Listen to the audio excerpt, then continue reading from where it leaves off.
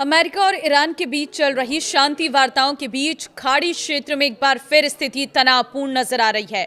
शुक्रवार तड़के ईरान के तटीय प्रांत बुशहर और स्ट्रेट ऑफ हॉर्मुज में धमाकों की आवाज सुनी गई है।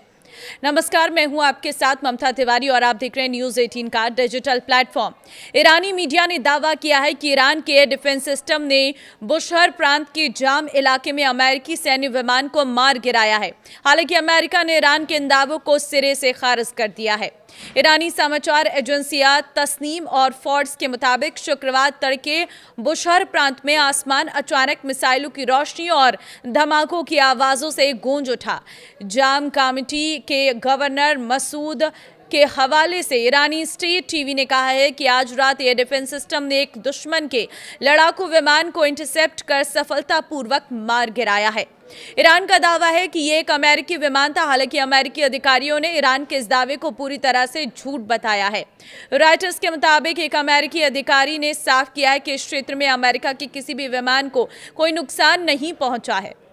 इससे पहले ईरान की फोर्ब्स न्यूज एजेंसी ने कहा कि ईरानी सशस्त्र बलों ने देश के दक्षिणी हिस्से से कई मिसाइलें लॉन्च की हैं, जिनके सटीक ठिकानों का अभी तक पता नहीं चला है। वहीं तस्नीम एजेंसी के मुताबिक स्ट्रेट ऑफ हॉर्मुज में जहाज़ों को चेतावनी देने के लिए समुद्र में भारी गोलीबारी की गई है, जिससे तटीय इलाकों में दहशत का माहौल है। ये सैन्य कार्रवाई तब हुई है जब कुछ ही घंटों पहले ईरान के रिवोल्यूशनरी गार्ड्स IRGC ने हॉर्मुज के पास 4 वाणिज्यिक जहाज़ों को निशाना बनाया था, जिनमें से कुछ जहाजों के संबंध अमेरिका से बताए जा रहे हैं।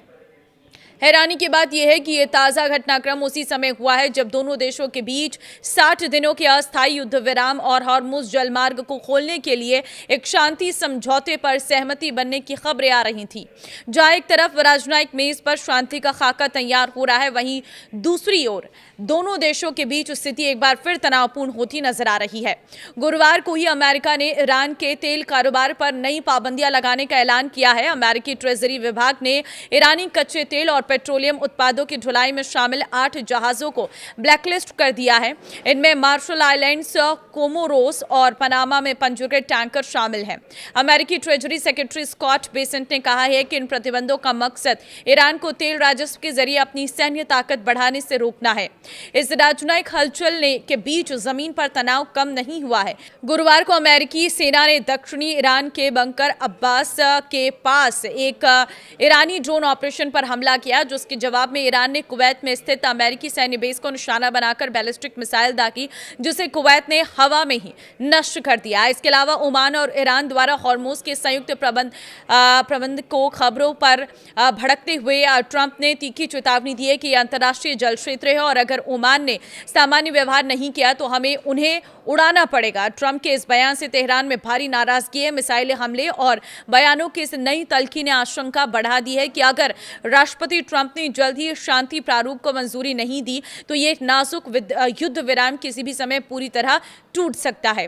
तो एक तरफ जहां टेबल टॉक का सिलसिला लगातार जारी है, उम्मीद की जा रही है कि जल्द से जल्द समाधान होगा और स्थितियां नॉर्मल होंगी, लेकिन दूसरी तरफ जो मैदानी जंग है वो लगातार देखने को मिल रही है। लगातार एक दूसरे पर हमले जारी हैं और इसमें कई देशों को अपने आप में बहुत बड़ा नुकसान हुआ है।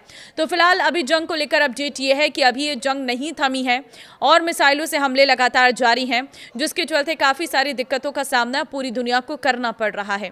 आपको क्या लगता है, जंग का क्या समाधान हो सकता है? मुझे कमेंट में अपनी राय जरूर दें और इस अपडेट को सबके साथ शेयर कर दें। नमस्कार।